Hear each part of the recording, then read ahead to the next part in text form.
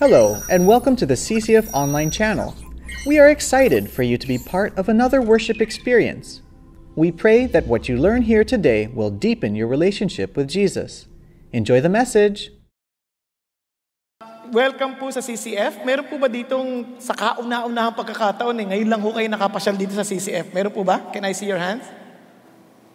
Oh, praise God, praise God, praise God, praise God. Welcome, welcome. At sana po hindi lang po ito ang inyong una, ay dapat po sana po ito'y tuloy-tuloy na sana magkita tayo palagi. At sana po makatulong kami sa inyo at makaministeryo kami sa inyo. Kaya po inaanyayahan din namin kayo not only for you to come here, but also for you to join our smaller groups. Kasi po, hindi ito pong CCF, kasi sa yung una nating mga 3 services, siyempre po puno yan dito, no? Ito, bago lang po itong service natin dito sa hapon, ay sa gabi. Pero we are encouraging you, kahit bago ito, malaki pa rin ho ito for us. So, ang in-encourage you to join sa smaller groups, kasi doon po tayo lalong matututo, doon tayo lalong, hindi lang tayo matututo, intellectually, parang dumadagdag yung ating talino or kaalaman, kundi natututo tayo to love. Kasi po, sa big group na ganito, minsan nga, mapapansin nyo, kahit paglabas nyo, hindi kayo magpapansinan eh. Kahit sabihin natin magkakapatid tayo kay Lord, hindi kayo magpapansinan. Kasi baka mamaya, pag pinansin nyo, mamaya konti, utangan na kayo, parang ganun. Unless, at least doon sa D group, magkakakilalanan kayo. At doon sa D group, we do not encourage yung mga issues ng pagninegosyo ng para pagkapera ng grupo. Hindi namin encourage na magutangan. Ang encouragement namin, magtulungan. Magkaiba yon. So, we encourage you to be part of the D groups. At ang dami naming opportunities for you to find a group, no? Ito po, pakita ko lang sa inyo itong mga posibilidad. Nakita niyo po ba? Yan. We have Welcome Wednesdays. Pagka Wednesday, punta kayo dito. We have Wow Thursdays sa umaga. Para lalo na sa mga women, yung mga mother, mga ganyan po, mga nasa bahay, mga housewives, we encourage you to come. Meron tayong Big Fridays for singles at meron pong Elevate for our high school and college students. And we also have Saturdays for couples, lalo na yung mga new parents. We encourage you to come. So marami pong opportunities for us to be part of a D group or smaller groups. At meron pa pong iba, kung sakali lang yung katabi na yung maaaring tanong nyo lang, may D group ka na ba? Sabi nyo, baka pwede ako sumali sa inyo. Ganyan, pwede rin ho yan. Okay? Kung kayo naman yung may D group, ikaw, tinanong, may D group ka na ba? Ba gusto mo sumama sa amin? Ano bang gandang encouragement yon? So magandang pagkakataon yun or opportunity to invite everyone para makapag-join sa D groups. Now, ito po, meron po akong pag-pray nyo rin po ito, no? Nag-start ho kami last Thursday sa may Security Bank sa Makati, yung main office. Just in case yung opisina nyo malapit lang doon, every Thursday, 12 to 1, meron po doong gathering. So you may want to join, welcome po kayo doon sa 21st floor. Okay? 21st floor. Meron ba nag-office malapit doon? Pakitingnan ko lang yung kamay. Wala naman pala huwag natin pag-usapan. Hindi, joke. Malapit. Welcome po yun to everyone who wants to attend. Okay? Sa kasalukuyan po, we are on our 7-week journey of love. Yun po. So, tayo pong lahat ay tumayo. Tayo po magpasalamat sa Panginoon at tayo po manalangin. Thank you, Jesus. Thank you, Lord. Panginoon, maraming salamat sa inyo sapagkat kayo ang Diyos na may likha ng langit at lupa. Kayo ang Diyos ni Abraham, kayo ang Diyos ni Isaac, kayo ang Diyos ni Jacob, at kayo pa rin ang Diyos na hindi nagbabago. Kahapon, ngayon, at magpasawalang hanggan. Salamat po, Panginoong Diyos, sapagkat kayo ang nagmamahal po na talagang hindi nagsasawa na kami po ay gabayan, tulungan, samahan sa lahat ng aming pong mga nilalakbayan. Maging sa mga panahon kami nadadapa, hindi nyo inaalis ang inyong pagtingin sa amin. At kami po inyong inaahon, binabangon, upang Panginoon magpatuloy sa lakbaying inihanda nyo para sa lahat, na ang buhay na tunay pong wala pong katulad. Buhay na tanging kayo lang po nakakapagkaloob. Salamat po. Kahit Panginoon Diyos, dumudulog kami sa inyo. Marami rin po kaming mga agam-agam sa puso, mga bumabagabag sa amin. Lalong-lalo na Panginoon Diyos sa nalalapit naming eleksyon sa Pilipinas. Panginoon, inihingi po namin na tulugan niyo po ang bawat Pilipino na maihalal yung pong Pangulong nararapat po At hindi lamang po nararapat, yung Pangulong makakatulong po sa bayan ng Pilipinas na hindi ito nanakawan, o sa halip ito po ay tutulungang makaahon at tutulungan maging matuwid sa lakarin. Panginoon, maawa po kayo sa aming bayan. Panginoon, kilala kami bilang the only Christian country in Asia. Katulungan niyo po na maging totoo ito, maging makatotohanan at maging buhay na patotoo kami sa mga karatigpok namin, aming Ama, upang sila man ay makakilala rin sa inyo. That the countries around us, Father God, our neighboring nations, will also come to understand their need of you. Use us as a country, O God, to testify of your truth. At hinihingi po namin, Panginoon Diyos, na tulungan niyo po na yung iglesia ninyo dito sa Pilipinas bilang asin at ilaw ng bayan na ito ay maging matibay o maging maalat at maging maliwanag aming Panginoon Diyos upang magabayan namin ang bansang ito. We know that it's not dependent on our leaders but dependent on us Christians, O God. Kaya hiningi po namin for us as a church to be so loving to you and to one another that we may truly learn to serve one another, O God. Tulungan niyo po kami, Panginoon Diyos, na talagang kami po maging catalyst ng pagbabago sa bayan na ito. At maging sa mga kababayan namin sa iba't ibang bahagi ng daigdig, gamitin niyo po sila, aming Ama. Kaya gamitin niyo po ang iglesyang ito para maabot ang maraming kaluluwa. Continue to strengthen and continue to inspire our senior pastor, Pastor Peter. Continue to protect him, Father God, physically, spiritually, emotionally, mentally, O God, upang mapangunahan niya kami ayon sa kalooban ninyo. And not only for him, but also for the rest of the eldership, O God. Tulungan niyo po na ang bawat isa sa amin ay tunay na lumakad, na may takot at meron pong mataas na paggalang sa inyo at pagmamahal sa inyo. Hindi lang po mga leaders, maging ang mga membro aming Panginoon Diyos. That we may all, Father God, realize that we are one body, that every one of us is important. Every one of us has a role to perform, O God. At hiningi po namin that we may all find faithful in accomplishing our calls from you. And thank you, Jesus. I pray, Lord, as we listen to your word, I pray for your Holy Spirit to move freely in our midst to accomplish your will. And I pray for every one of us to be open, to listen, and also to be loving enough, Father God, that we may desire your words more than ever. Thank you, Jesus. Grant us understanding and wisdom that we may put them into practice. So, Lord, for those who are still coming, may you protect them. May you continually be with them, Father God, so that they will come here with a rejoicing heart to hear you. And ganun din, Panginoon Diyos, sa bawat isang narito na, I pray, Lord, to strengthen our physical bodies, that none of our weaknesses will ever hinder us from listening from you. And also, Father God, I pray also na, Panginoon Diyos, yung salita nyo, ay hindi lang po marinig namin sa tenga at matuwa, ngunit kami po ay matanggap namin sa aming mga puso at magbago. Salamat po ulit, Panginoong Diyos. Samahan niyo kami. Sa ngalan ni Kristo Jesus, wala po kaming ibang hangad na gawin kundi ang papurihan kayo. Amen. Amen at amen. Hallelujah. Praise God. Pwede na tayong maupo. Thank you, Jesus. Alam niyo po, sa lahat sa atin dito, nung tayo po'y naparito, lahat, hindi dahil sa naparito tayo, lahat tayong nandito, naniniwala po ko, ang inyong kasalukuyang kalalagayan sa buhay, kayo po, ang kasalukuyan yung kalalagayan sa buhay, yan po ay, kumbaga, yan po yung kabuuan ng ating mga pili sa buhay. This is the summation or the total of our choices, the choices we made in our lives. Yung po yun, yung mga pinili natin sa buhay, yun ang nagdala sa atin sa kalalagayan natin ngayon. Ano man ang sitwasyon ninyo ngayon, bahagi yun ng inyong pagpili.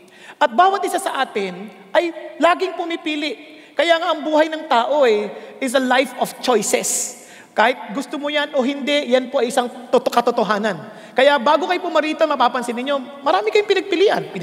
Namili kayo anong damit ang susutin ninyo. Namili kayo anong sasakyan. Namili kayo kung paano kayo darating. Namili kayo saan kayo uupo. Tama po ba? At walang excuse, sabi nyo, hindi ko nakuha yung upuan na gusto ko sa daming upuan na available. But you made a choice. Ngayon, ito po ang problema.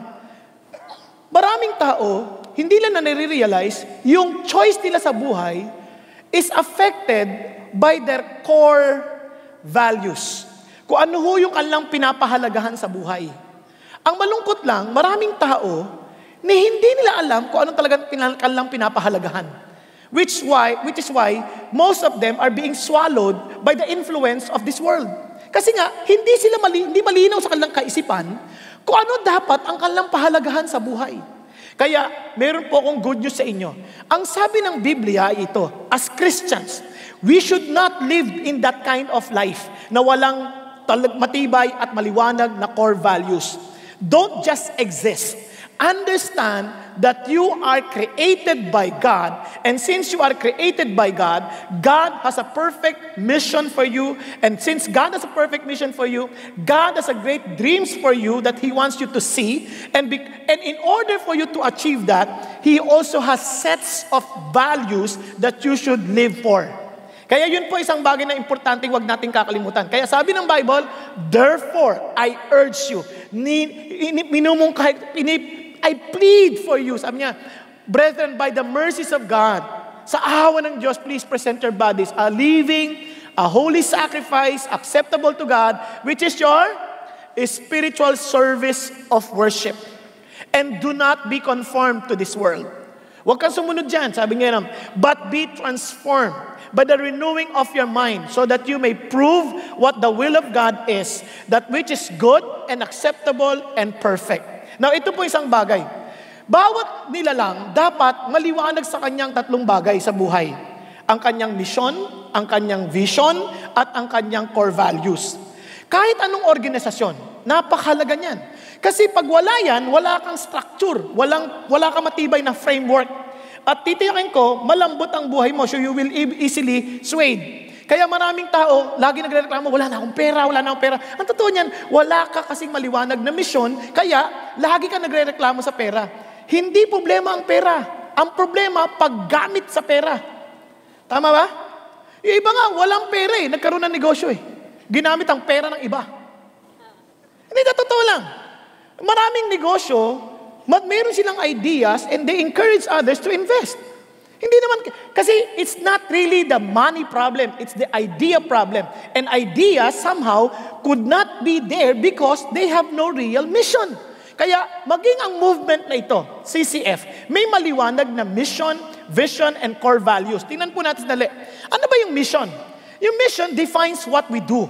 Ito yung nagpapaliwanag kung bakit natin ginagawa ang mga bagay-bagay. At ang vision, if we are faithful to the mission that God has given us, this is the picture that we will see in the future.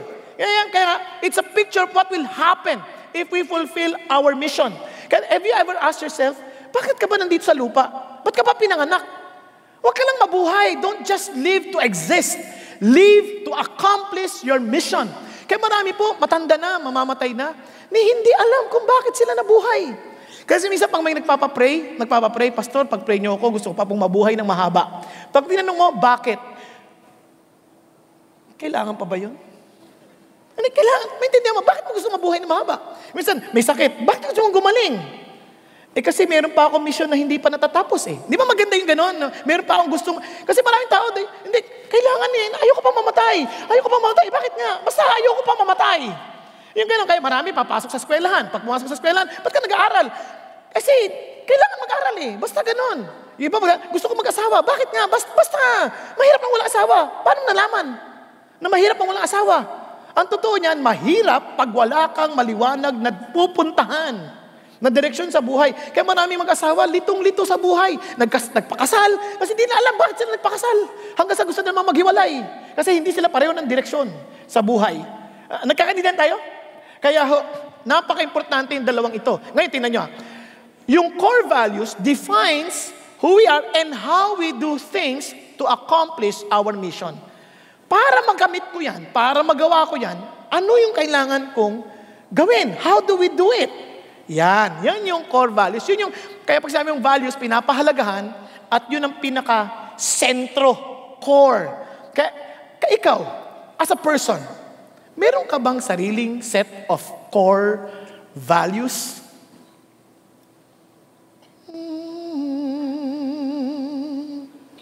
Be honest. Huwag niyong sayangin ang panahon. Kaya nga alam niyo, ang mga anak ko, bata pa lang sila, I know parang it was made clear to us, kahit minsan mali-mali kami, how to discipline them. Alam niyo bakit? Kasi merong ang set of core values. For example, kung binavalue ko yung Diyos at yung buhay ng ibang tao, Bata pa lang mga anak ko, hindi sila pwedeng maglaro-laro lamang na walang galang sa ibang tao. Naintindihan po natin. Makakita na kayo ng mga bata na pumunta sa ibang bahay. Kung ano-anong pinag-aagalaw. Nakita na kayo? Tapos yung magulang parang walang ginagawa. Parang wala silang magawa. Parang wala silang choice. Kasi sa kanila, okay lang yan. Okay lang yan. Okay lang yan kung bahay mo yan. Pag bahay ng iba yan, ganun ka pa rin. Ibig sabihin, hindi mo ginagalang yung ibang tao. Tama? Andiyan pa kayo? Kaya, sa mga anak ko, pag nag-uusap-usap na kami ganyan, ganito kayo anak ha, ganito, pag nandito kayo mong bahay, ganito kayo ha, ganito kayo, ganyan. So, pagka nang makalikod sila at meron pang ganun pa. Minsan yung mga bata, ay ganyan sa tatay, parang okay. Mamaya. Mamaya. Ganun. Di ba? Kailan nagkakaintindihan nun? Pag nandito sa bahay, doon lang kayo mag-uusap. Anak, mali yan, ganito yan. Anong gusto mo? Makarinig ka sa ibang tao o sa akin? Kasi you have your set of core values. Nakakaintindihan po? So, ito ngayon. Sa atin, sa CCF, just a review. Magandang maalala rin natin yan. Ang ating mission is to honor God and to make Christ committed followers. Who will make Christ committed followers? So, andali na, pag nasabi mo, CCF, agad-agad, to honor God. Wala tayong ibang isipin, to honor God. So, kung ikaw ay, if you claim to be part of this movement, kung ikaw ay estudyante, then you study not for grades. You study to honor God. Okay ba yun? Yung grades, bonus yun. Kasi as you honor God, for sure, yung grades mo, aangat din yun. Ngayon, kung talagang yung angat niya hanggang dun lang, at least you're honoring God. You're giving your best. Tama po? Ngayon, pag nagtatrabaho ka, yun din ang utak mo, to honor God. Ngayon, pag nag-asawa ka, yun ang utak mo. I want to treat my wife because I want to honor God. Yun ang mission mo lagi eh. Honor God. Nagkakanindihan tayo. Nasunod, hindi lang yun. To make Christ committed followers, who will make Christ committed followers? I want other people to be influenced in honoring God so that they too will experience the joy of honoring the God who created the heavens and the earth. Kaya ang utak natin lagi, wherever we are, to influence people. We want to influence people and we want them to become committed followers of Jesus. Baliwanag kagad yung misyon. Ngayon, kung hindi mo personal na mission yan, kahit anong gawin ng pastor, wala yan. You must have the same mission. Kaya naalala ko when I transferred here, kasi sa totoo lang, I came from a different ministry. Nagkataon lang, hindi ako mabuting tao, tinanggal ako. So, mahabang kwento. Ngayon, gusto nyo siya sa atin, madali lang i-research. Hanapin nyo lang. Rito sa akin, o Bong sa akin junior, o Bong sa akin lang, wala palang junior. Rito yung may junior. Hanapin nyo, malalaman nyo kung anong kabalbalan ko sa buhay. Okay? Wala akong itatago sa inyo, huwag kayong mag-alala. Sinipa ako. O pagsipa sa akin, sabi ko, Lord, sinipa po nila ako. Paano nang gagawin ko sa buhay? Sabi ng Lord, masasamunod ka sa akin. Okay. Saan ako pupunta? Anong church? Ang daming church. Hindi lang naman CCF ang church eh. Baka maintindihan nyo. Ang dami niya, magkakapinsan yan. Puro CF ang apelido niyan. BCF, CCF, GCF, GPCF. At ang dami pang CF. Diba? So, to make the long story short, I went to different kind of CFs and then I finally came here. Pag sabi ko dito, Lord, dito niyo po ba kami gusto magstay? And in order for me to decide, I need to know their mission, vision, and their core values para align. Tama? So, nag-attend ako ng Biblical Foundation 1. Nag-attend ako ng Biblical Foundation 2. Nag-attend ako ng membership class. Meron tayo niyan, nandiyan sa ano nyo, makikita nyo, yung tinatawag ngayon GLC na ang tawag. Dati nung panahon ko, nung pumasok ako, BF pa, Biblical Foundation. Ngayon GLC na. Naintindihan po? So, attend ako niyan. So, ngayon, ang ganda ng GLC natin, pati sa small group, pwede na. Kasi dati may schedule lang. Kung hindi ka available, lugi ka. Ngayon, meron na. Sa mga small group, pwede na. Tinidiscuss na. So, praise God. Align yung sabi ko, ito rin yung puso ko, ito rin yung gusto kong mangyari sa buhay ko. Kaya, nandito ako sa CCF. Okay? And by God's grace, God allowed me to grow in my relationship with Jesus. Plus, grow physically. Sama-sama lang. Ayan, tuloy tayo ngayon.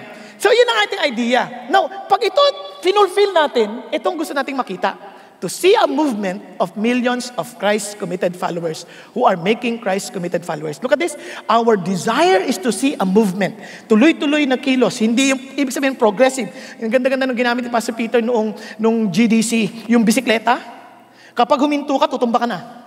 We need to keep on progressing. So we're not after having just a numbers of members. No, we need to keep on moving. Movement eh. Tapos tuloy-tuloy yan. To see millions of Christ-committed followers who are making Christ-committed followers. Meeting in small groups. Kasi in this big group, mahirap i-practice yung loving one another. Kasi madali yan, hindi tayo magkakilala. Pero pag kilala mo na, doon ang totoong test kung mahal mo nga yan. Kaya maraming mag-asawa, ganyan ang nangyari. Tama ba? Mahal kita hanggang kamatayan. Yun, pinatay. Kasi hindi niya naintindihan na yung taong pinakasalan mo, hindi yan kasi ito problema, no? Di ba, pag nag-aasawa, minsan akala mo yung lalaki ka, kung lalaki ka, iniisip mo yung babae, hindi magbabago. Ganyan na siya talaga. Di ba? Pag kumain, parang di makaubos ng isang order. Di ba? Nung napangasawa mo na, nakataas yung paa, nakatanggal yung ngipin, ang sayang to, sayang, kinakain lahat. Nagulat ka ngayon ang nangyari. O, di ba? So, nagulat ka, nagbabago pala. O, tapos ito namang lalaki, yung babae, sobrang kumbinsido na itong lalaki, magbabago. Pag nakita ko, naninigril yung ganyan, sasabihin ng babae, ayoko niyan. Sige, hindi na. Para sa'yo. Ang sweet naman! Hindi siya magbabago to. Nakita ko umiinom ka na naman. Hindi na, yan, last shot. Hindi na. Nung asawa na, pag nanigrilo ka, pangit ang pakialam mo. Lumayo ka sa akin, ha? Pag hindi ako nakainom, hindi kita mamamahalin. Ang labo! Kaya, akala natin gano'n. Doon mo matetest yung totoong pagmamahal. Same thing with the body of Christ. Makikita mo lang totoong love, ma-exercise mo lang totoong love when you begin to know the people around you, up close and personal. Nakakanindihan tayo? Kasi lahat ng sabi mo, I love you, kalokohan yan. Malalaman mo lang yan pag nagkasikuhan na kayo. Nakakanindihan? Tingnan nyo, ha? Tayo dito. Pagsakay nyo sa elevator, layo-layo kayo pag tumayo. Meron ba kayo nakita pagsakay sa elevator, andito sa kanto, andito yung kanto sa mama, kayong dalawa lang, ha? Lalapitan nyo, kamusta ka? Laging lalayo sa kabila. Kasi hindi magtitinginan yan. Ang tawag natin dyan, love. Dahil walang pakialaman. That's not love. That's indifference. Kaya nga, yun ang design natin. Transforming lives, transforming families, transforming communities, of course, transforming nation. Hindi tayo ambisyoso that we want to see the nation transformed. We need to transform one by one. Families by families, communities by communities, and nations. Again, for the glory of God. It's not for us. It is for God's glory. Amen po? Now, para mangyari yan, we need to have our core values. Anong core values? Values that are most important to the organization, which guides its direction and decision-making process. Ito yung ito guide natin. When we decide, ito ba yun? Yan ba align sa ating core values? May checklist ka. Pag ginawa ko ba to, align ba yan dito? Pag ginawa ko, align ba yan dito? Ganyan. Kasi basically, it is the culture of the organization. Yan yung how we do things here. And I praise God. Alam niyo po, isa sa mga na-appreciate ko sa CCF, one of our core values, nurturing family relationship. Kasi po dito, pamilya kayong nagmi-minister. Ang sarap kaya praise God kasi yung mga pamilya ko, they see the beauty of serving the Lord. Amen? Okay ba sa atin yan? Kaya, ngayon, ano ating pag-uusapan? Sa atin po, one of the first, in fact, our first core values, yung pinaka-importante sa atin. Kalimutan mo na iba. Basta ito, tama. Ito lang, masentro mo lang to. Just like the days of Jesus, maraming commandments, daming commandments. Sobrang dami, 600 plus. Mga 613 to be exact. Di sabi nung mga nung nagtanong kay Jesus, Teka, Lord, ano ba talaga yung mas importante? Yun, exact yung tanong. Teacher, which is the great commandment in the law? And he said to him, you shall love the Lord your God with all your heart and with all your soul and with all your mind. This is the great and foremost commandment. Sabi niya, the second is like it. Halos pantay, halos parehas. You shall love your neighbor as yourself. On these two commandments depend the whole law and the prophets. Hindi mo pwedeng paghiwalayin yung dalawang yan. You have to love God with all of your heart, soul, mind, and strength. Then likewise, love your neighbor as you love yourself. Kasi kung mahal mo yung Diyos, hindi mo mahal yung neighbor mo, kasi nungalingan yun. Nagkakaintindihan tayo? Sabi niya, ito yung pinakauna. Kaya our first value or core values, ito, sacrificial love for God and others. So, sa hapon na ito'y dapat natin mabigyan ng diin. Kasi tama ang sabi ni John MacArthur, nothing is more critical than this commandment. Disobedience to this commandment is why hell will be forever populated. God, friends, God is not looking for religiosity. God is looking for a relationship. Yung totohanang may ugnayan kayo ng Diyos. Okay ba yan? Ngayon, in any relationship, ito po ang magandang kailangan gawin. Grow in love for God. Maraming magsasabi na, I love God, but God wants you to keep on growing in loving Him. Pakisabi sa katabi mo, grow in love for God. Ulit. Hindi ako kumbinsido, parang, ganyan. Grow in love for God. Amen? Grow in love for God. Yun ang ating pong titingnan ngayon sa hapon na to. Now, look at this. Ito pong napakaganda. Inspired by God, Paul wrote this. Sabi niya, let love be your greatest aim. Pag tinanong kayo, what is your greatest aim? Sabi ng Lord, let love be your greatest aim. Yung ibang gusto na magkabahay. Pero, hindi naman sila magkakasundo sa loob ng bahay. Di useless lang din. Tama ba? Nagkaroon ka ng magandang bahay, hindi mo kayo nakikita magpamilya, mag-asawa, hindi nag-uusap. Hindi nyo rin ma-enjoy yung bahay. Yung iba, gusto ko magtrabaho, pero tuwing Lunes na lang, o tuwing papasok sa trabaho, papasok na naman sa trabaho, kakatamad ako, buti na lang holiday bukas. Di ba? Parang, ano ka ba? Dapat, let love be your aim. Not just to have a job, but to love your job. To love your work. Ngayon, iba naman, gusto ko magkaanak. Nung magkaanak na, parang sinusumpa yung anak na, mula nang dumating sa buhay ko, hindi na ako katawa. Hindi naman, parang, hindi niya ma-enjoy yung anak. Alam niyo, ako sa awa ng Diyos, tuntua ako sa mga anak ko. Sobrang in love ako sa mga anak ko. Masaya ako pa sa kanila. We play games, nag-uusap-usap kami, nagkikwentuhan kami. And I miss them often. Kapag minsan nag-isa lang ako, of course, kasama, lalo na asawa ko, syempre. Di ba? Kasi gusto ko rin madagdagan pa sana, kaya ayaw niya.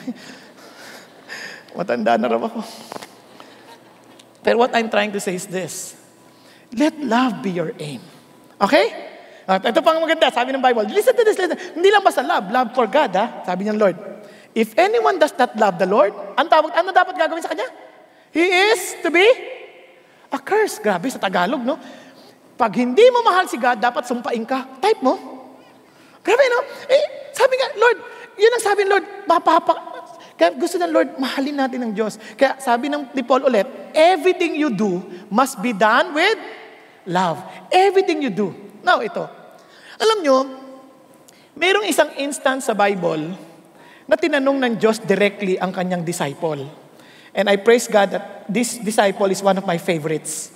Kasi it reflects exactly me. Kaya sabi niya, itong tanong niya. So when they had finished breakfast, Jesus said to Simon Peter, Simon, son of John, do you love me more than this? Now, let me ask you, parang this question, ikaw personally, if God will ask you, how much do you love God? Ikaw lang. Kung susukatin ng Diyos yung pagmamahal niya, kunyari merong panukat, itutusok sa puso mo, ganyan. At makikita yung rating, ano kaya ang lalabas? Okay ba yan? Merong isang praise and worship leader na hindi siya makapagsabi doon sa kanyang membro. Kasama niya sa yung kanyang backup ba. Medyo Valentine's na, hindi niya pa rin masabing yung damdamin niya, ganyan, no? So, nag-isip siya ng paraan. Gumawa siya ng figurine na korting puso. Tapos, nahati sa bukas, nabubuksan ng gano'n yun, nilagay niya ng salamin. Sabi niya sa babae, Sister, Happy Valentine's. Yan, di ba? Ito, tingnan mo. Yan yung korting puso. Sabi niya, ano yan? Gift ko sa'yo. Kasi yan yung puso ko eh. Tingnan mo para kung anong laman. No, di ba? Isipin mo naman, kasi habang bubuksan na ganyan, kinakabahan na yung babae. Kinakabahan na yung lalaki, no? Pagbukas na ganyan, no? May salamin eh. Palagay mo, ano makikita? Di ba? Pagkita, multo! Mukha ng babae, syempre. Parang sabi niya, ako! Parang ganyan. Siyempre, normally, mga babae, kunwari, wala lang, pero sa loob-loob niyo, tagal ko na inantay ito. Gano'n, di ba? 50 na ako, grabe ka. Ang tagal-tagal ko na inantay. Ngayon, iniisip-isip ko lang, paano kaya kung buksan ng Diyos yung puso natin? Ano kaya makikita niya? Hindi kaya siya magulat? Parang, bakit ako nakasakay sa kotse? Sorry, Lord. Gusto ko rin yung kotse eh. Di ba? Ba't ako nakahiga? Sorry, Lord. Gusto ko rin po matulog eh. Di ba? Parang sana pagka binuksan ng Diyos yung puso natin, talagang makikita niya siya lang eh. Tama ba? Kaya how much do you really love Jesus? Yun ang tanong. Now, in order for us to grow in our love for God, itong pinaka-importanting dapat natin maintindihan. The first thing that we should do is come back to Jesus. Look at this word. Jesus said to them, come and have breakfast. None of the disciples ventured to question him, who are you? Knowing that it was the Lord. We need to come to Jesus. He's always inviting us because you will never grow in love unless you eat with that person, you spend time with that person, unless you are really with that person. Kaya, if you want to grow, you need to accept that invitation. Now, you need to understand the context of this particular invitation. There as the disciples, they promised that they will not leave Jesus. Naintindihan niyo?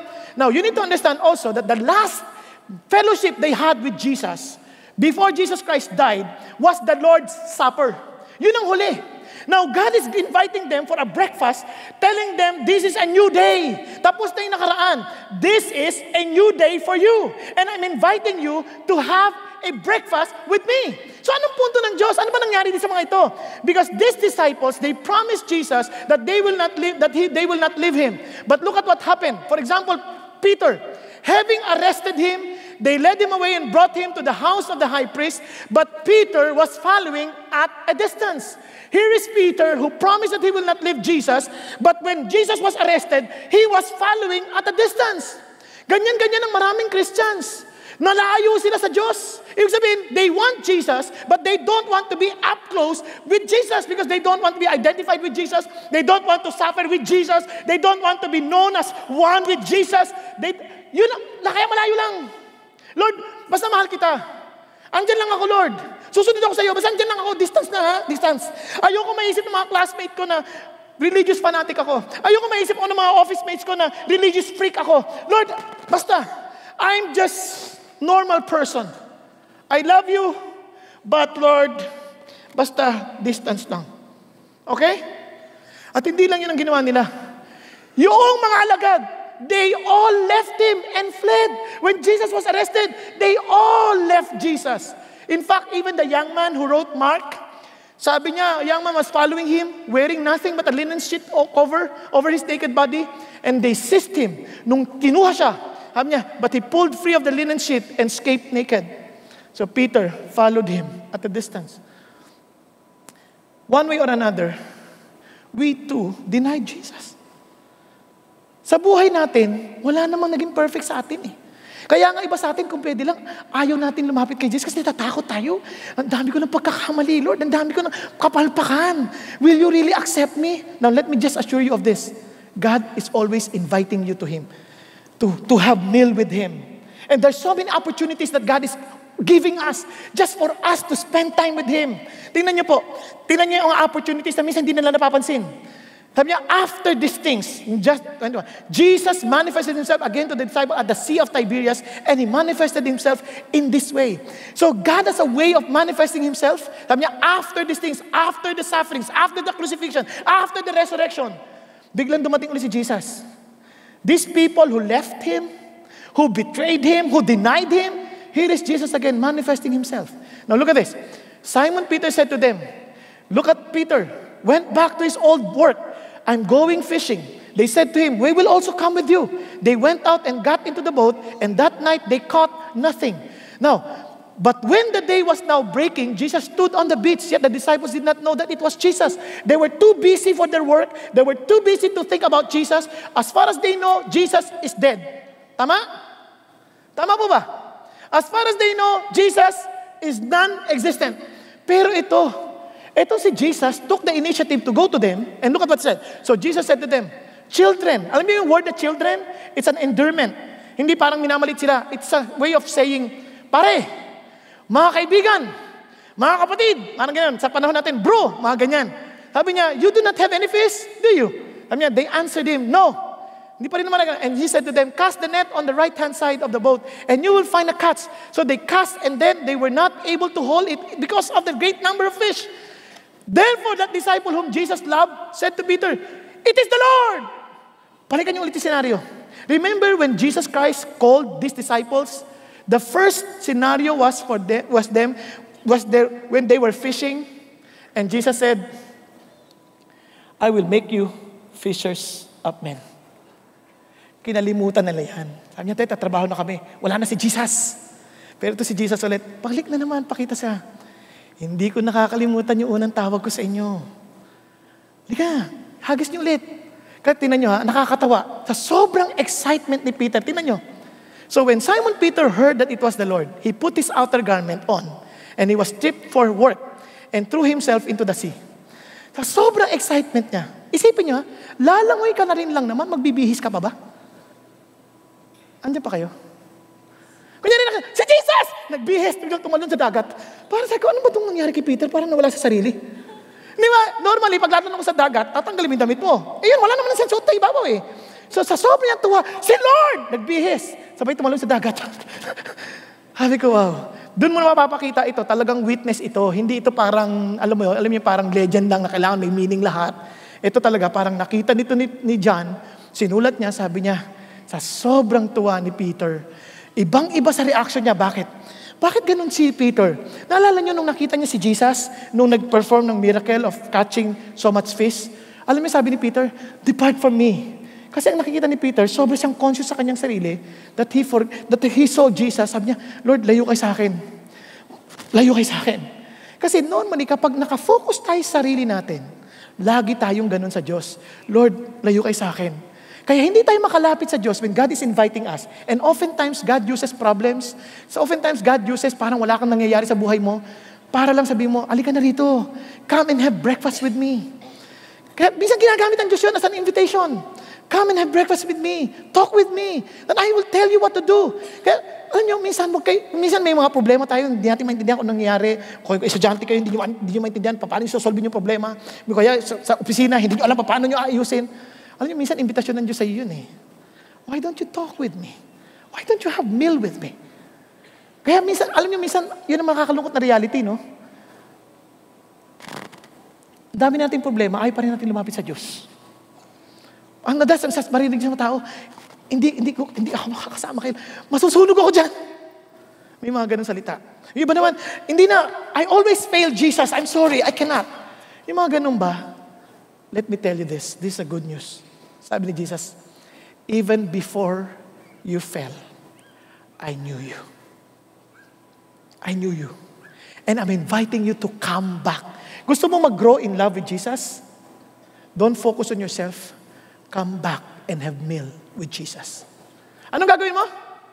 Come back with Jesus. Parang sa salita na, "Come to Daddy. Daddy's waiting for you." Nakakaintindihan? Tuloy tayo. Tingnan niyo po. Napaka-importante itong mga tagpo na to. Ito si Peter. Bakit sa ganon? Bakit sa ganon? Tingnan niyo ha.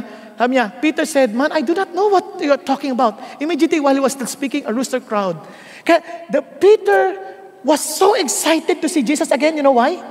The Lord turned and looked at Peter, and Peter remembered the word of the Lord, how he had told him, "Before a rooster crows today, you will deny me 3 times." And he went out and wept bitterly. Isang bagay na nag-excite si kay Peter to come back and to accept the invitation. Isipin niyo ulit ginulpi si Jesus. Ginulpi. Gulpi sarado. Pog. Tapos ito na ito si Peter. "Kasama ka nila, no?" "Hindi nga!" Galit. "Sorry, nagising ka." Ganun yung mga pangyayari. Daming tao. And he was with the people. Kasama niya mga taong ganyan. Seated with them. "Kasama ka nila." "Hindi nga, hindi ko sa alala." "Kulit nigaw." Ganyan, galit, no?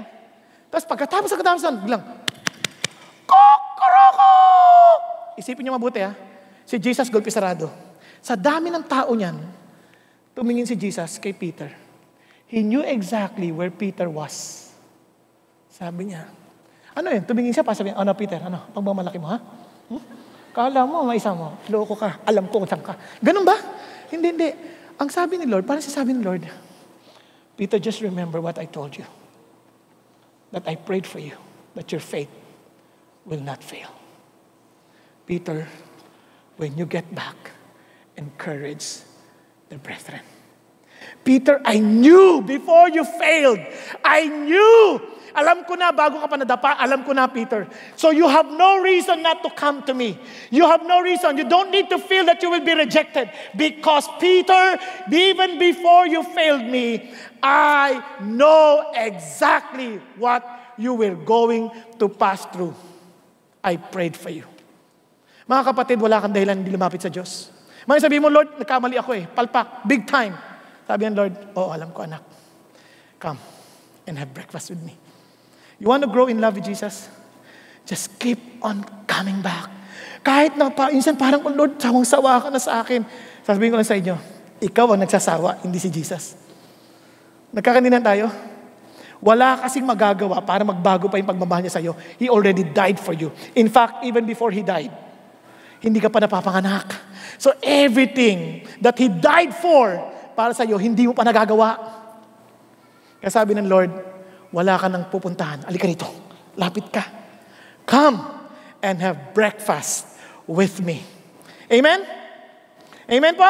Balik tayo. Come and have breakfast. None of the disciples ventured. Hindi na sila tatanong. And look at what He said. Jesus came and took the bread and gave it to them. And the fish likewise. What a new beginning. Bakit? Kasi po, supper, now breakfast. Let's eat. Let's fellowship. Learn from me. I love you. I will never change. I will still love you.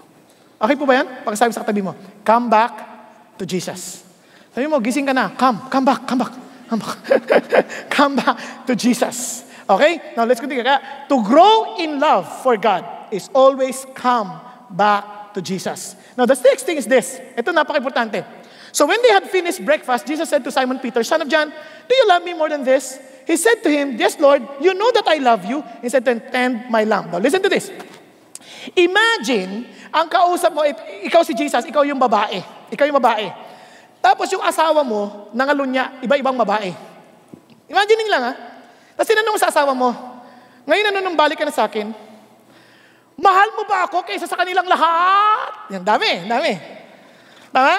Tapos ang sagot ng lalaki, mahal kita. Ano pakiramdam mo? Isipin mo ulit ha. Mahal mo ba ako? Higit sa kanilang lahat. Yan. Tapos sagot ng lalaki, mahal kita. Ano pakiramdam mo? Ako, niloloko mo ako Parang iniisahan mo ako nilalansi mo ako Yun ang exacto din ito. Ito si Peter, balitan kasi si Peter balitan kasi si Peter. Tinan niya, do you love me more than this? Maybe referring to the fish, maybe referring to the work, maybe referring to the other disciples. Do you love me more than this? I love you, Lord. Ano ka ba? Hindi mo sinasagot yung tanong ko Napansin niyo ba yun? Napansin niyo, no? Kasi pinapansin ko sa inyo Kasi ako rin hindi ko napansin nung una yan. Nung pinabasa ko ulit, Ako niyo sabihin, isipin niyo kung ganun nga yung kausap mo. Parang, ako, iniisahan mo ako Pero look at God. Sabi niya, Peter, do you love me more than this? You know what God was telling him? Peter, you really want to come to me. I want to teach you something. Peter, kneel down. Be humble. Bakit? Once you come to Jesus, learn to humble yourself before Jesus. So the action is this. Lord, I'm here. Kneel down before Jesus. Bakit? Kasi ganito yan. Look at this. When Jesus was telling Peter that everyone will leave him, and Peter will also deny him, look at what Peter said. Sabi ni Peter, even though all may fall away, yet I will not. And Jesus said to him, truly I say to you, that this very night, before a rooster crows, twice you yourself will deny me 3 times. Ano sinasabi ng Lord? Parang sinasabi ni Peter ganito, ano mo Lord, yung mga kasama ko niyan, iiwan ka niyan. Di ba sabi mo? Pero ako iba. I love you more than they do. Parang sinasabi ni Peter, Lord, mahal kita, Lord. Kasi sa sobrang mahal kita, mas magaling ako kaysa sa kanila. Mas mahal kita kaysa sa kanila. You always compare your love with the love that people give to God. Yun ang malaking problema ng maraming tao. The reason why they cannot grow in love with God, because they always think of others' love towards God than their personal love to God. Don't compare. Be humble before the Lord and say, God, I'm sorry. Hindi, wala nang ibang reason. Hindi yung, Lord, do you love me more than this? Naintindihan mo ba yan, Peter? Peter, huwag mo isipin yung pagmamahal ng katabi mo. Don't try to impress me, Peter. Just be honest. Peter, yun ang problema. Lahat tayo minsan, our expression of love for God is trying to impress other people. We try to tell God, Lord, look at my neighbor. Ako mahal na mahal kita. Siya natutulog, ako hindi. Kita niyo yun, Lord? Tingnan mo siya. Hindi siya nagre-respond. Ako, pag sinabi ni Pastor, Amen, sinabi ko, Amen. Siya, tingnan mo, walang kaimik-imik. Hindi kanya love. Ako love kita. Pag nag-worship, Lord, hindi siya nagtataas ang kamay. Ako nakataas ang kamay, pati pa. Lord, I love you more than these people. Pag-isipan niyo mabuti. Ganon din sa mag-asawa. Lord, kaya alam mo ito, wala nangyari sa kanya. Hindi kanya mahal. Hindi ka pareho ko.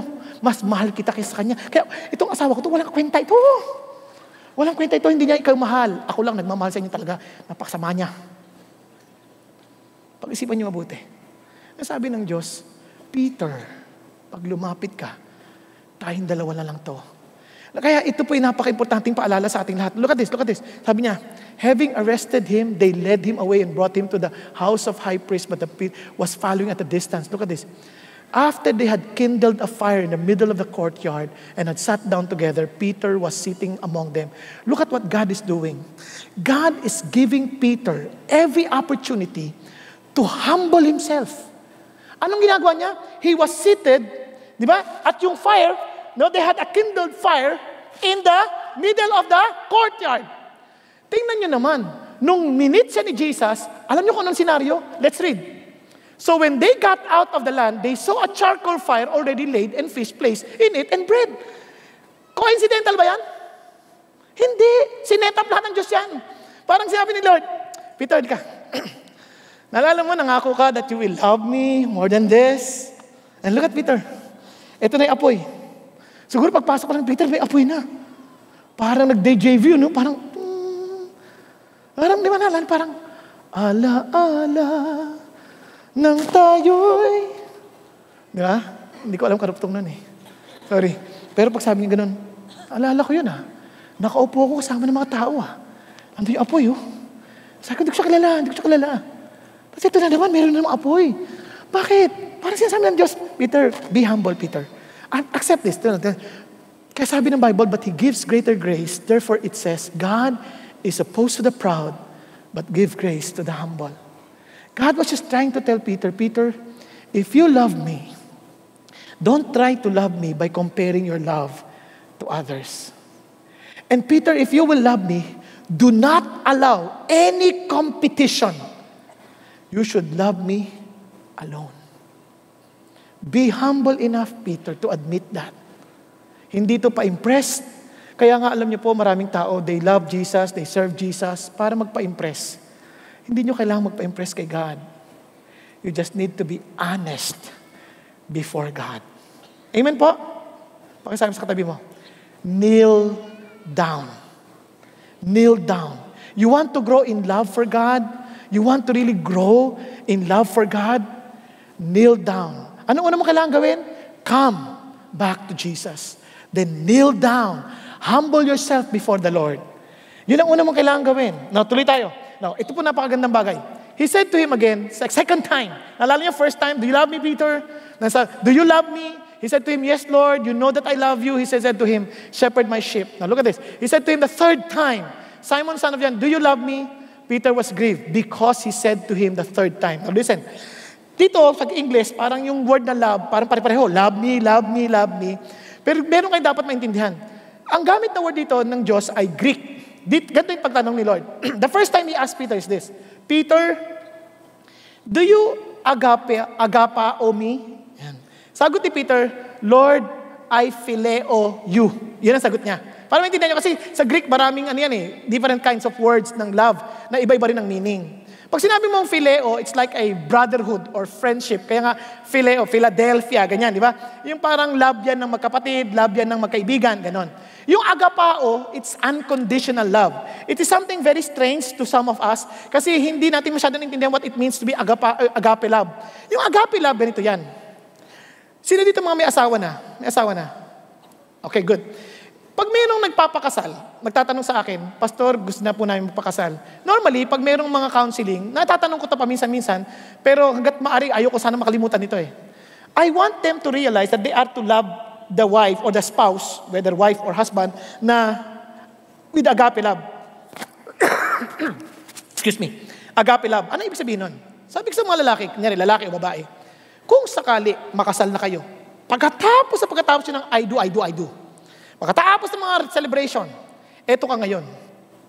Lalakbay na kayo. Nakalagay doon, just married.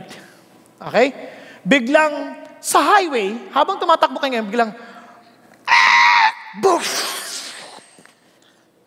Yung napangasawa mo, na-paralyzed from neck down. At ang gumagalaw lang, mata. Bibig, kakain, pero hindi nakakapagsalita. Mata lang. Tanong, pasasayahin mo ba yung matang yan for the rest of his or her life? Di ba? Nang wala kang pakinabang. Ding narinig sa bahay, galing sa trabaho. Sweetie, kumain ka na ba? Sabi ng mata. Hindi pa. Hindi ba kasagot ng hindi o ng mata lang? Ano malagay mo? Tumitirik na mata ko. Tapos pasasayahin mo yung mata mo yun. Miss na miss kita mata. Mata, miss ka na mata. Parang yung mata niya nangingiting ganyan, hindi mo alam yung mabig niya. Yun ang agape love.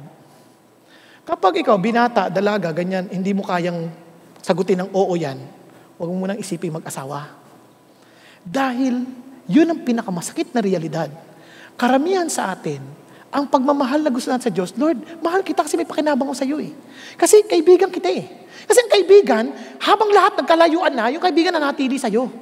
Kaya Lord, I phileo you. Lord, the reason why I denied you, because at that time you were dying, and now I tell you, I love you, kaya lang wala na akong pakinabang, Lord, so I don't know you. I don't know the man. The reason why I denied you because I don't have any benefit from you. Yun ang tanong sa atin ng Diyos. Kasi sabi ni Lord, ng pangatlong beses, etong nakakatuwa. 2 beses, do you agapao me? Nung ikatlo na, Peter, do you phileo me? Ano yan? Kaya si Peter nagulat. Sabi niya, Lord, he said, do you love me? And he said, Lord, you know all things. Lord, wala na ako matatago sa inyo. Alam niyo na lahat. Ano ba masasabi ko? Alam niyo naman na mahal kita bilang kaibigan. Hanggang doon na lang kaya ko. Hindi ko kaya yung sinasabi niyo unconditionally. Hindi ko sinasabi wala akong pakinabang. Hindi ko kaya yon. Ano sinasabi ni Lord? Okay, Peter, tatapatan ko yung kaya mo. And I will fill up the rest. In other words, when you come to God and kneel down before the Lord, you say, God, fill me with your love, that I may love you the way you wanted me to love you. Hindi tayo pwede mamula kay Lord, mamahalin kita to the end. Hindi, Lord. Sa abot ng kaya ko, Lord, mahal kita. Every time we sing to the Lord, I love you, Lord. Sa abot ng kaya ko, Lord, mahal kita. Pero kilala mo ako, Lord. Alam mo yung kahinaan ko. Katulad ng Lord, kasi I love you, Lord. Minsan, nag-challenge yung pastor, Lord. Iyak ako. Lord, wala na ako. Ibang mahal, Lord. Ikaw lang, Lord. Tapos pagdating mo sa bahay, wala ka makain. Ano ba? Hindi ba kayo nag-aanda ng pagkain? Ang kakabal ng mukha niyo! Ganyan. Tapos, kanina lang, sabi mo, mahal si Lord ngayon. Gusto mo nang patayin lahat ng kasama mo sa bahay. Di ba? Minsan, Lord, mahal kita, Lord. Tapos pagdating mo sa sakyan, kinat ka lang. Ang yabang mo, ikaw lang marunong drive. I love you, Lord. Di ba? Minsan, Lord, mahal kita, Lord. Tapos naman, nag-away na kayo ng asawa mo. Palabas pa lang kayo ng service. Hindi ka nakikinig, ha? Tulog ka ng tulog. Ikaw rin. I love you, Lord. Di ba? Kasi nga, minsan akala natin, ganun lang eh, pangangako ka lang eh. Hindi. You need to fill up yourself with God's love. Look at what the Bible says. Love comes from God, for God is love. Hindi tayo marunong magmahal. You need to be honest enough to admit that you cannot love. Iba nga, Lord, mahal na mahal kita. Kakakanta lang natin, I love you, Lord. Pagkatang may konti, tulog na. Hindi natin kaya. We have limitations. We need to be honest enough and say, Lord, you are love. I need you. Kasi sabi nga, we love because God first loved us. You can never love unconditionally until you experience the unconditional love of God. Until you allow that love to overflow in your heart, you cannot impart anything that you do not have. Kaya hindi yan nadadaan sa pangako, hindi yan nadadaan sa nadadaan yan sa pagtanggap ng, Lord, I need your love. Fill me with your love. Kaya you have to come back to Jesus. You have to kneel down before Jesus. You need to be filled up with the love of God. Yun ang kailangan mong gawin. Now, tingnan niyo po ito. Kaya we know and rely on the love of God has for us. Yun natin kailangan gawin. You want to grow in love for God? Anong kailangan natin gawin? Come back to Jesus. Anong kailangan natin gawin? Kneel down before Jesus. Anong kailangan natin gawin? We need to be filled up with God's love. Nagkakaintindihan tayo? Nasusundan niyo pa po ba ako? Ulitin nga natin. Anong unang gagawin?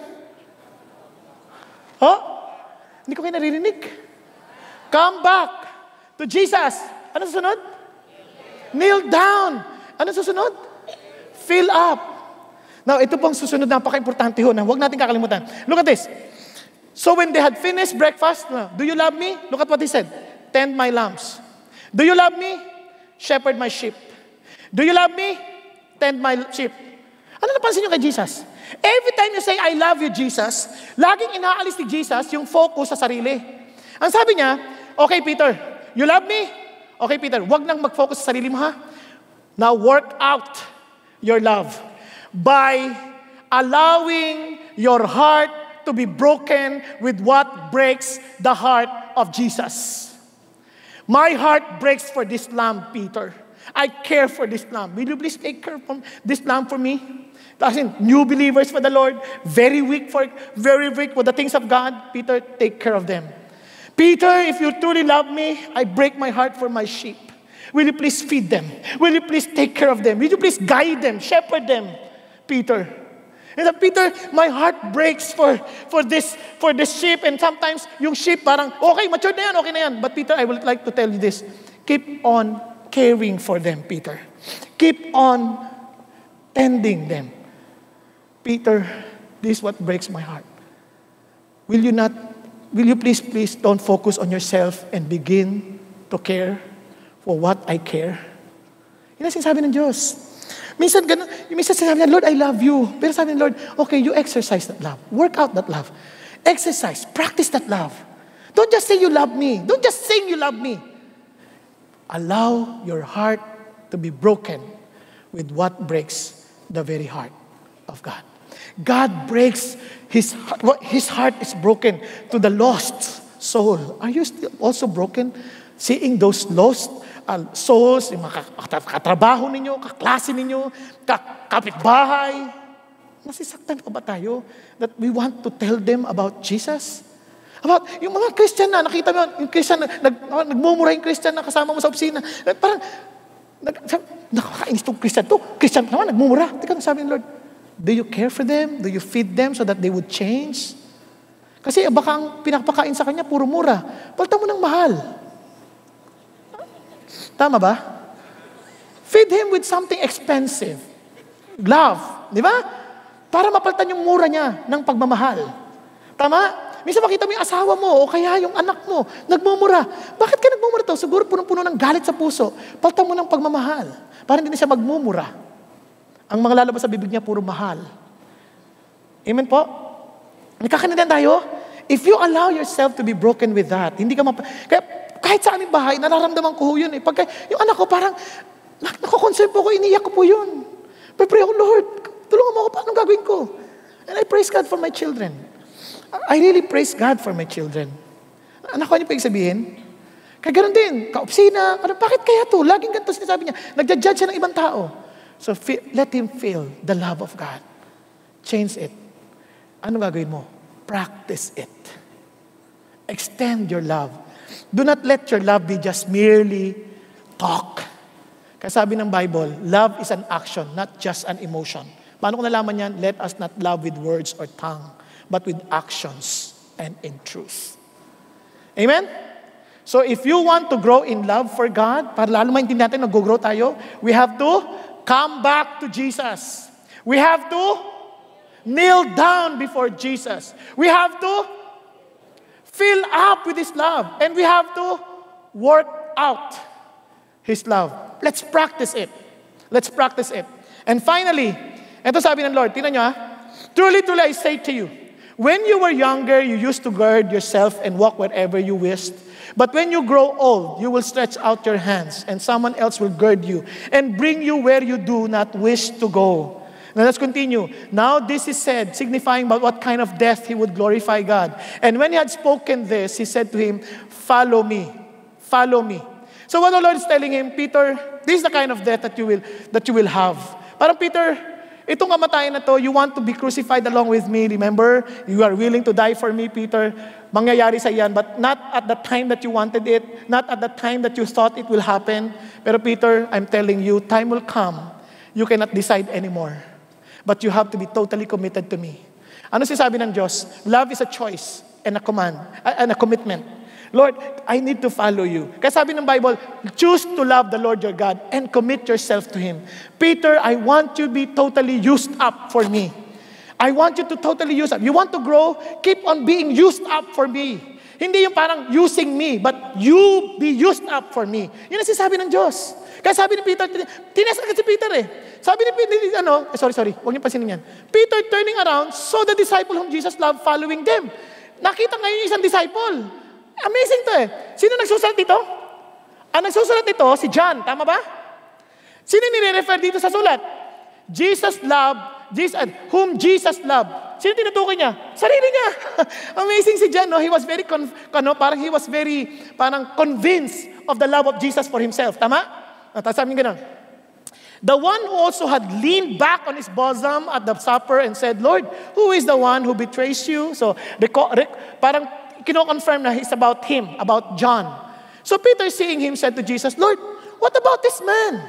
Sabi niya, Jesus said to him, if I want him to remain until I come, what is that to you? You follow me. Ang sabi ng Lord, Peter, ganito lang, I want you to choose me, not because people are also choosing me. It's really between you and me. Tama? Eh Lord, ayoko sumunod kasi hypocrite yung mga yun eh.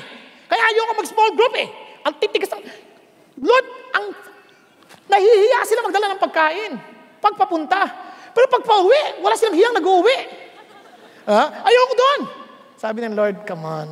You follow me. Huwag sila. Your love for me is not dependent on their love for me. You follow me. You choose to love me. Not because people are loving me. Paano kung hindi nila ako mahal? Will you still love me? Will you really follow me? Now, let's watch this testimony ni Joy. Joy gave a wonderful testimony about being used up for Jesus. Let's watch. You know, ever since I was a child, I was concerned about what people thought of me. I was a self-conscious person, and I really wanted to please people. This character weakness was really tested when I graduated from high school, after I wasn't homeschooled anymore, and after I'd left a Christian school. When I first started going out with my college friends, I thought I would never drink alcohol. However, when I would go out with them on Wednesday nights and on the weekends, I was the only one not drinking, and I would just sit there watching everybody, and I didn't feel like I fit in, and I wanted to. So I thought, why not just try a little? To be honest, I didn't like the taste, but my friends seemed to be happier that I was making an effort to do what they were doing, and it made me feel closer to them, more accepted, and this mattered to me. As the months passed, I became more and more desensitized. From just tasting, I started to drink more. And there were times when I would drink to the point of tipsiness, and a few rare occasions to the point of drunkenness. After these occasions, I would ask myself, why am I doing this? Do I really want to be this person? I don't even like alcohol. And deep inside, I knew it was because I was concerned about people's approval of me. I wanted to be perceived as someone who was fun to be with and not boring. When I told my parents about the things I was doing, because we had a very open relationship, very good communication, I praise God they were not reactive. Did they feel sad? Of course. But they didn't scold me or condemn my friends. In fact, they were very nice to my friends. My parents decided to really pray for me a lot. And their style was to spend time with me and ask me questions. Things like, so why do you like to drink? Because for them, the root issue was not my behavior. It was the heart. And so they asked me questions so we could process the answers together and so they could better disciple me. And they would also remind me, you know, Joy, you're accountable to God at the end of the day. Looking back, I praise God, they also did not pressure me as a pastor's kid. And so they gave the Holy Spirit room to really work in my heart as they prayed for me faithfully. And then as I thought about it more, I really began to ask myself, Lord, do I really love you? Or do I love people more? Do I really love you, or do I love myself more? And if I really love you, then I know I will really try to please you. Because it wasn't just about the drinking. It was really my heart condition. Did I really want to pursue Christ-likeness and righteousness? And I said, you know, I tell people I'm a Christian. People know I'm a follower of Jesus. But if they look at my life, am I an attractive Christian? Do I really draw people to the Lord? And I couldn't answer that with a yes. And so God convicted me to really change my habits on Wednesday nights and on the weekends. And even though I remain friends with the same group of girls up to this day, my style of relating to them changed. We would go out maybe for meals or for coffee. So I didn't have to hang out with them in bars. And then, so God convicted me, you know, Joy, you live to please me and glorify me because you love me. So that's what I tried to do. Another test came, a more serious test came when I had a boyfriend. So this is the same boyfriend that I am now married to, who is my ex-boyfriend, who is my husband now, Edric Mendoza. And we struggled in the area of physical purity. We didn't have sex. I can say that, right, from the pulpit. But we pushed things to the limit. And I want to be very honest with you because I know that people in the audience, you probably have struggled or are struggling with the same thing. And I knew I was making compromises that were not pleasing to God. Because I could compare myself to others and say, well, everybody else is doing it. But the reality is God calls us to a higher standard of holiness and purity. And that's what I wanted to pursue. And so I was convicted. Lord, do I love you more, or do I really love Edric more? And so as I struggled with that question, and Edric struggled too because he also loved the Lord. But we tried all kinds of things to avoid compromising, and yet we still struggled. So we decided, okay, we have to break up. And this was one of the most difficult things that we both did, but it was also one of the best things for our relationship. Because I realized at that time that I had really made Edric an idol. I had put him before God. That's why I was compromising. And I needed to surrender him. And when I did, my passion for the Lord was rekindled, and I really began to grow spiritually. I felt a renewed hunger to really know God and seek after Him, because my relationship with Edric had been a block in doing so. Now, eventually, God allowed us to get back together and to get married. And by this time, I really believe our hearts were prepared with a renewed understanding of what it really means to love God. Because you cannot have a successful marriage if, as a spouse, you love your spouse more. You need to love God first. And that's what we realized at the very beginning of our relationship. Now, not all love stories may end this way, but I do believe that when we love God above all, then He really gives us His best. That may not necessarily be a person, but the best, I believe, is first and foremost God Himself. Everything else becomes a bonus. Today, I'm happily married to Edric, and we have 5 kids, and we are serving the Lord together and teaching our children to love Him. The stories that I shared with you are really outdated already. They're like 20 years old, almost 20 years old, but they remain significant because these were really turning points in my life, where I had to choose to love God and obey Him over something else or someone else that was really important to me. Now, by God's grace, I want to encourage you that the best and sweetest years of my life so far have been those that I gave wholeheartedly to serving, loving, following, and obeying God. And when I'm tempted to replace this love for God with something else, I tell myself, nothing is better than Christ. Nothing will ever satisfy me more than to seek His will, to love Him and obey Him. So I pray that you were encouraged today to do the same. To God be all the glory. Amen. Amen. Yun ang love. You have to be used up totally for God. Amen po? Kaya alam niyo kapatid, it's not just being sentimental, I love Jesus. This is what Jesus said. Sabi ni Jesus, let's read, "He who has my commandments and keeps them is the one who loves me. And he who loves me will be loved by my Father, and I will love him and will disclose myself to him." So anong gusto ng Diyos? We have to grow in love for God. What should we do? Come back to Jesus. Amen? What else? We need to kneel down before Jesus. We need to be filled up with the love of Jesus. We need to work out and be used up for God. Kung susukatin ulit, I hope, when God tells us, how much do you love God? It will keep on growing, rising to the level where God is really pleased.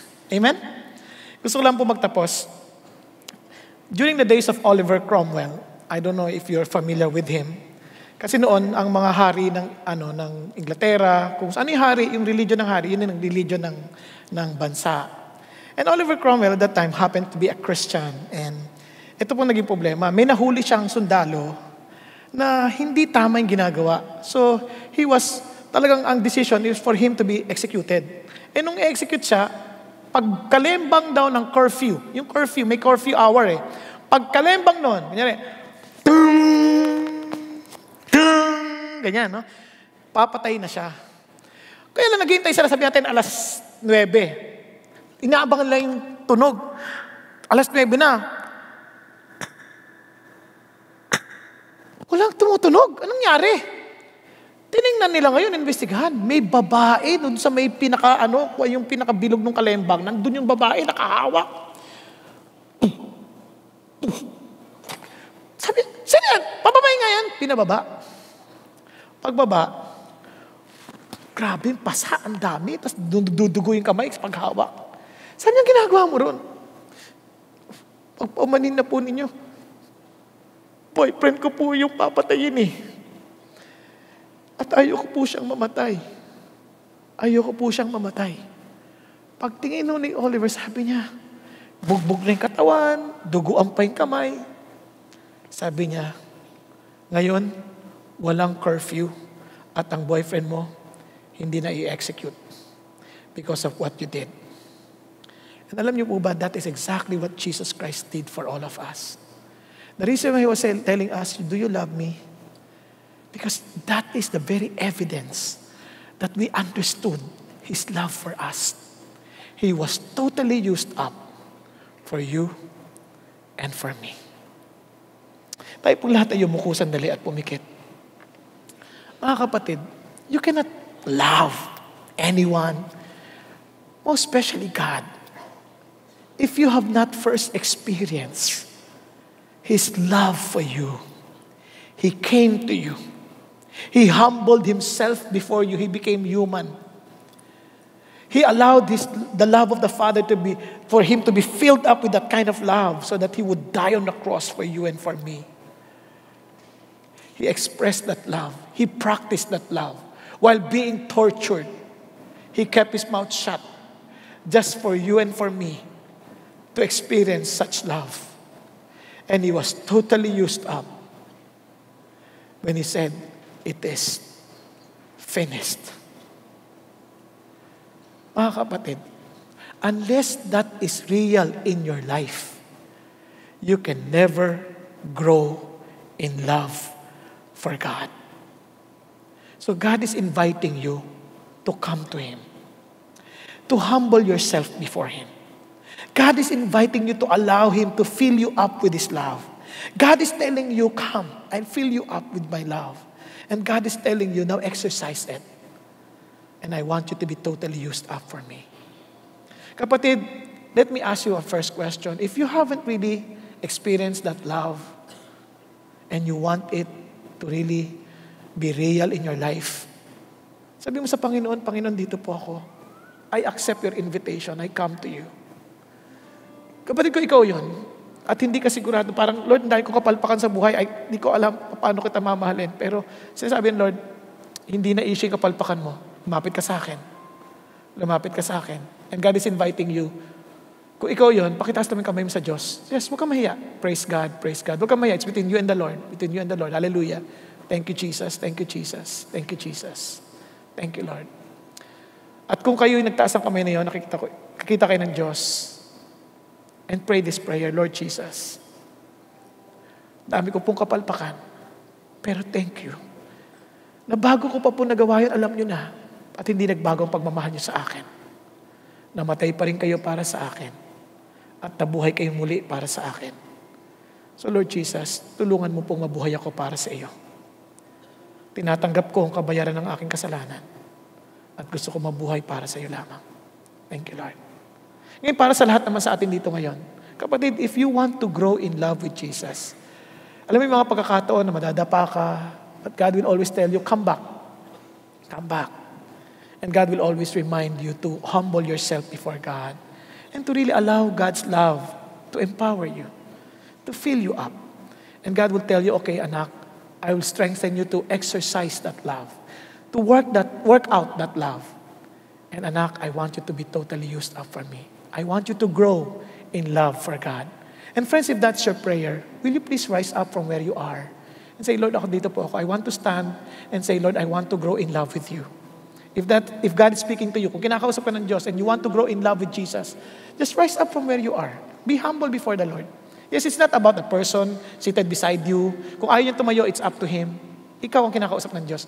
Do you want to grow in love with Jesus? That you will always come back to Him.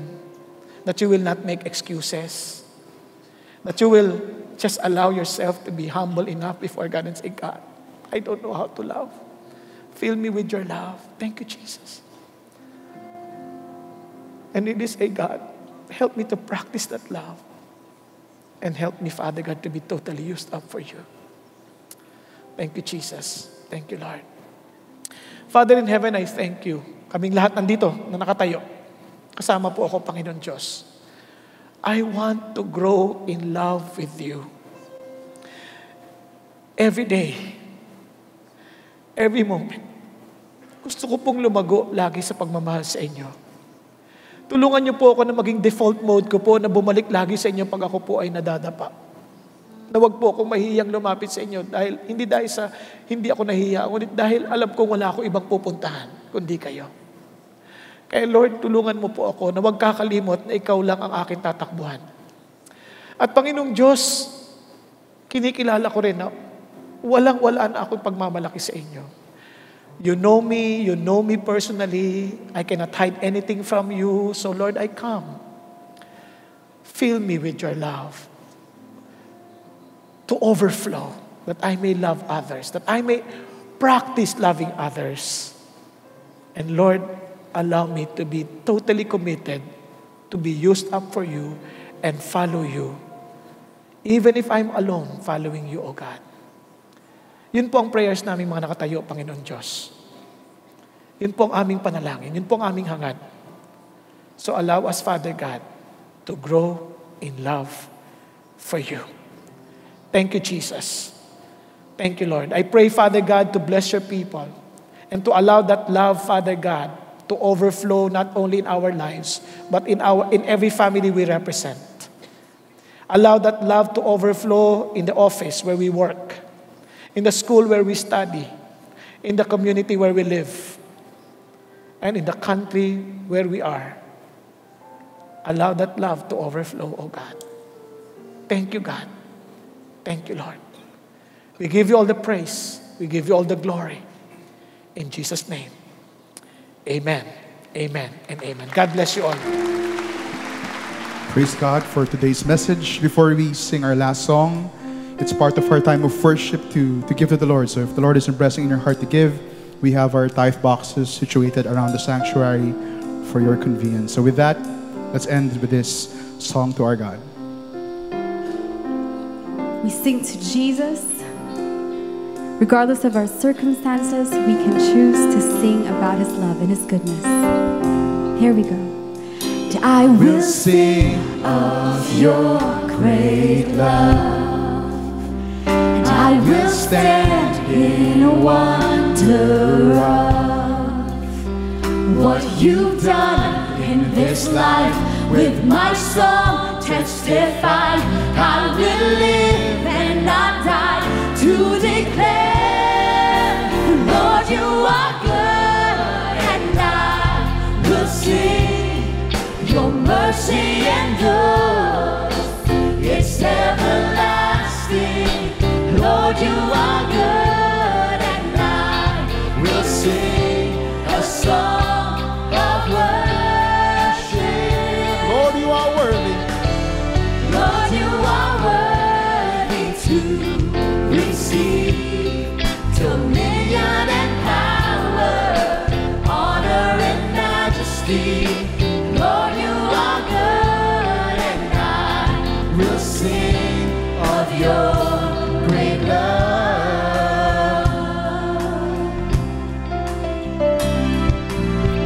Jesus, we sing of your unconditional goodness.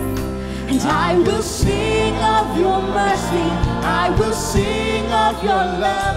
I will sing of your tenderness and tell the wonders of. I will sing of your goodness. I will sing of your grace. And I will sing of your holiness in melodies. Lord, you are good, and I will sing. Your mercy endures, it's everlasting. Lord, you are good, and I will sing a song of worship. Lord, you are worthy. Lord, you are worthy to receive dominion and power, honor and majesty. Lord, you are good, and I will sing of your great love. We praise you, Jesus. Let's praise God. Acknowledge your presence and your goodness and your faithfulness today. We love you, Lord. In your name. Jumpstart your spiritual journey by joining an online or offline small group. Go to ccf.org.ph/dgroup. Worship together with us via live stream here at 9 a.m., 12 noon, or 3 p.m. Philippine Standard Time. Join us at stream.ccf.org.ph. Want to find a CCF near you? Check us out at ccf.org.ph/locations. We are so excited you were able to join us today. God bless, and see you next time.